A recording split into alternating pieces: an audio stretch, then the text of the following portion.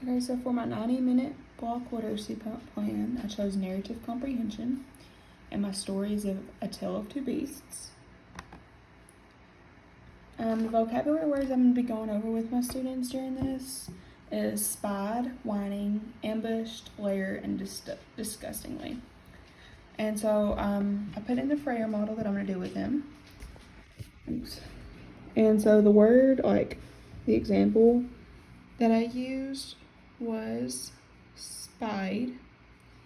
Definition in your own words, I put looking at someone. Facts or characteristics. Let me go with that.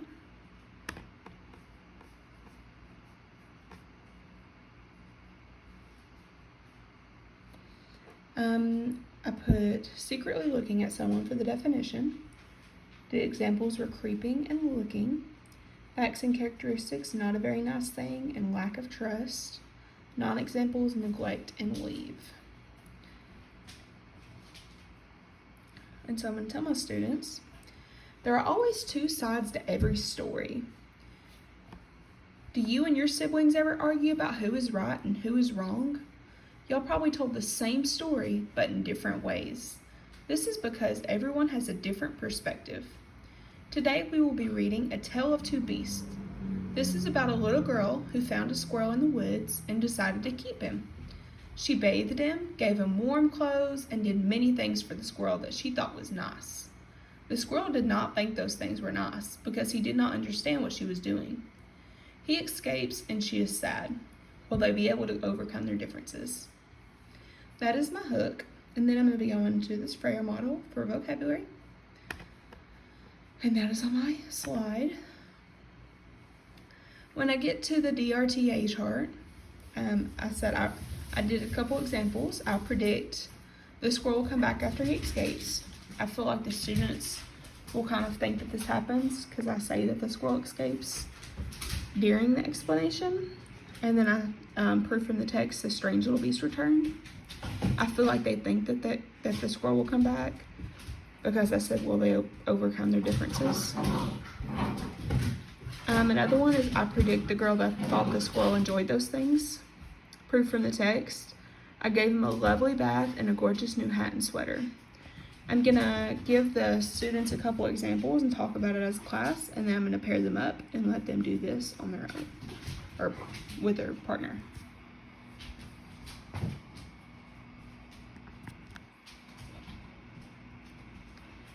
Questions to ask my students. Completion. I took him out for lots of long walkies to keep him blank and blank, and it was fit and healthy.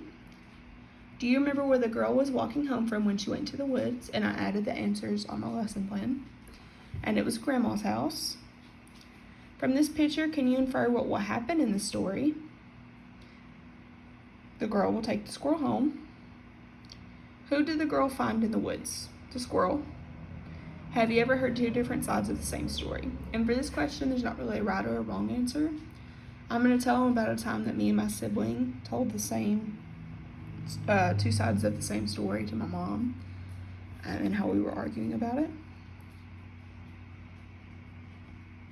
And I'm going to give the students like a paper with all these questions on there, and I'm going to let them fill them out on their own, and then we're going to talk about them as a class. I'm going to have them provide text from the story explaining why they thought that was the correct answer. Other questions that I would ask the students. Did the girl know the squirrel was a squirrel? What name did she call the squirrel throughout the story? What was the first few things the girl did with the squirrel when she got home with him? Who did she give the squirrel to play with? And why couldn't the girl go look for the squirrel? Okay, so for that first question, I would say no because she called it a beast. What name did she call the squirrel throughout the story? A beast and Fang. What was the first few things the girl did with the squirrel when she got home with him? Bathed it, gave it clothes, took him on walks, fed him. Who did she give the squirrel to play with? Her stuffed lion. And why couldn't the girl go look for the squirrel? Because it was dinner time. And then my story map, I'm going to give them story maps like this on paper. I'm going to do an example and then I'm going to let them finish it on their own. Who, girl and squirrel. Where, what's her house and school. What, the girl thinks she's doing nice things for the squirrel, but the squirrel thinks the girl is a beast. Why? There are two sides to every story. The squirrel did not understand what the girl was trying to do. When? Over several days and nights. So I'm going to say, okay, students, now we're going to do a story map. This is just a quick explanation of what happened throughout the story. This will give us an idea of what happened through the story and help us remember. Anchor chart. The problem in the story is, and I'm going to ask the students this and have them raise their hands as a class, the girl and the squirrel have different point of views. This is a problem because the girl and the squirrel cannot communicate how they feel to each other. The problem is solved when the squirrel realizes the girl is trying to care for him. In the end, the girl and the squirrel become friends. Retell, I'm going to give students pieces of paper and crayons and markers and have them draw their retell of the story. I just kind of did little gifs to explain mine. Two sides to every story. Girl and a squirrel. Took him home, fed him, took him to school. He escapes. A girl, and then the second part of the story is the girl is mad, or the girl is mean from the squirrel's point of view. And then the squirrel said that she kidnapped him, but in the end they become friends.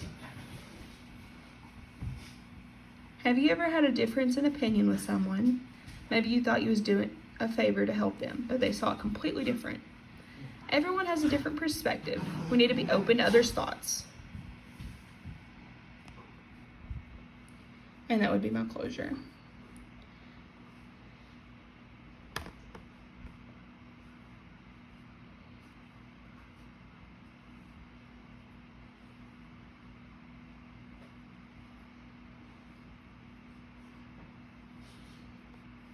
And then a small group instruction. For activity 1, I would use the boxes handout. And I already have a list of words. So for my blending words, there are sun, bell, fan, flag, snake, tree, book, cup, clock, and plane. And so I found this one on the Reading Rockets page, this activity. It says give students picture cards of objects that students are likely to recognize. And I'm going to use the words from above because they're likely to recognize all of those. Place a small number of picture cards in front of the students. Tell them you're going to say a word using snail talk, slow way of saying words. Flag. They have to look at the pictures and guess the word you are saying. It is important to have the students guess the answer in their head so that everyone gets an opportunity.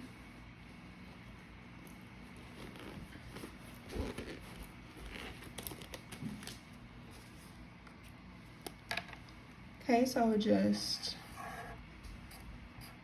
I would already have these like printed out and everything, but I will kind of draw a little sun there. You see my sun? It's beautiful. And then I would say sun, sun, sun. And they have to look at the picture and guess what I'm saying. It is important to have the students guess the answer in their head so that everyone gets an opportunity. So I have them guess and then point on the student to say what you think it would be.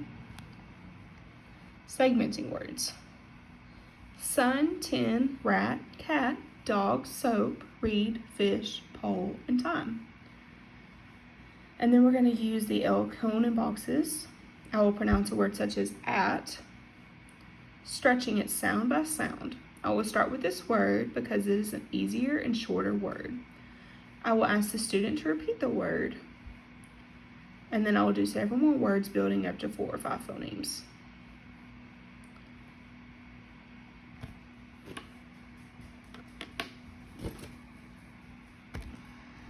I have so many different things here, so I'm trying to figure out which one I'm going to use.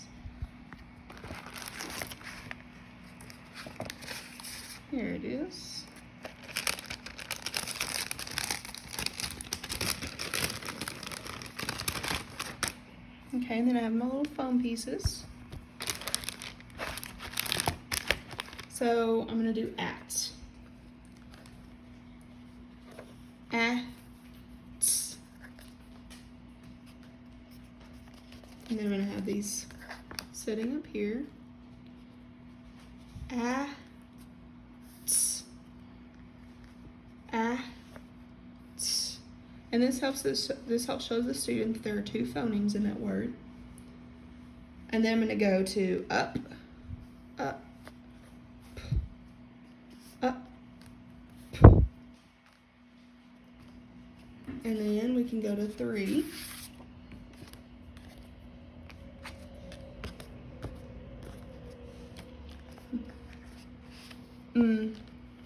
Ah, t. Ah, t. And then something like rob, ah, b, ah, b.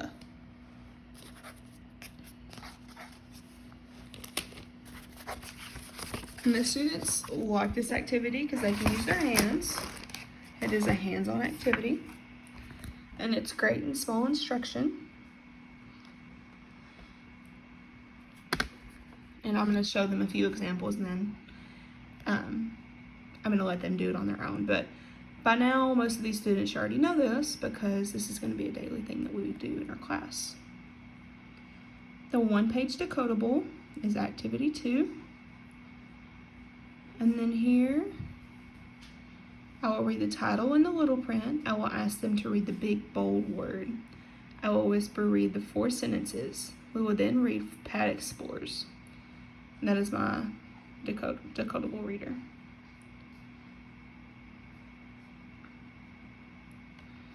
So I did the heart activity for the irregular word deck. And so I have there. And I'm going to tell them the word. So the word here is there. Here, here, and here. The TH sound is and R's We've already talked about both of these sounds. So these are regular sounds. The irregular sound is I. I. And we have a heart above it.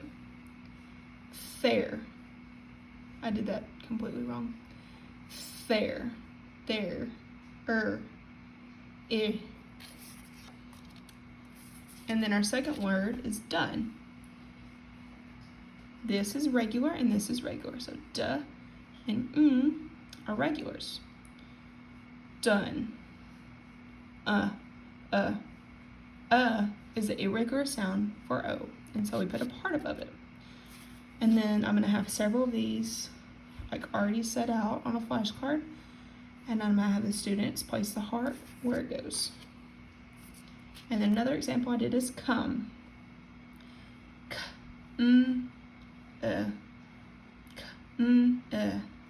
Are all regular sounds. Come, is irregular for the O, and this is the same in both of these words, the done and the come. Uh-oh. Okay. And now we're going to do our little decodable. And since I wasn't in class that day, I just had an online one and I don't have a printer. And so I kind of just pasted it right there. And we're going to do the 3 reads. And so I'm going to have the students read. And then hear that they would sound it out. So it'd be like p, at, s, n, if, s, the, the, n, the, n, as, it. So basically they don't know some of these words, so they would have to sound them out. And then they would go through that entire part. And then I chose a section that had a lot of punctuation in it. And I'm going to try to tell the students to focus on that punctuation. Commas are pauses, exclamation points are excitement, And then periods are just statements. Hal says, Pat, Pat. Sal says, Pat, come. Hal says, come here, Pat. And I'm going to do an example, and then I'm going to let them do it and tell them, this is right and this is wrong. Here, there's basically focusing on punctuation. And the third read is working on phrasing and smooth quality of reading. It's like reading to a friend, but you want to listen in so they can give them feedback. So they're going to read this entire section like they're reading to a friend.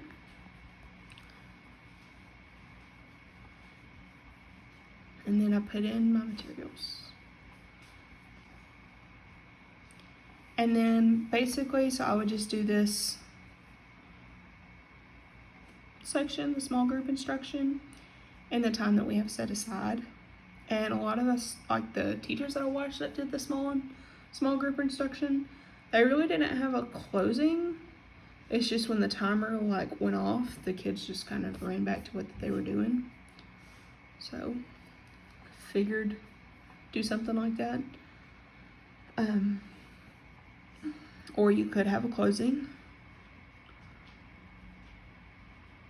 And you could just say, good job today, guys.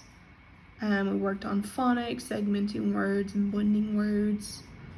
And then next time we will work on whatever you're going to work on. But overall, that is it.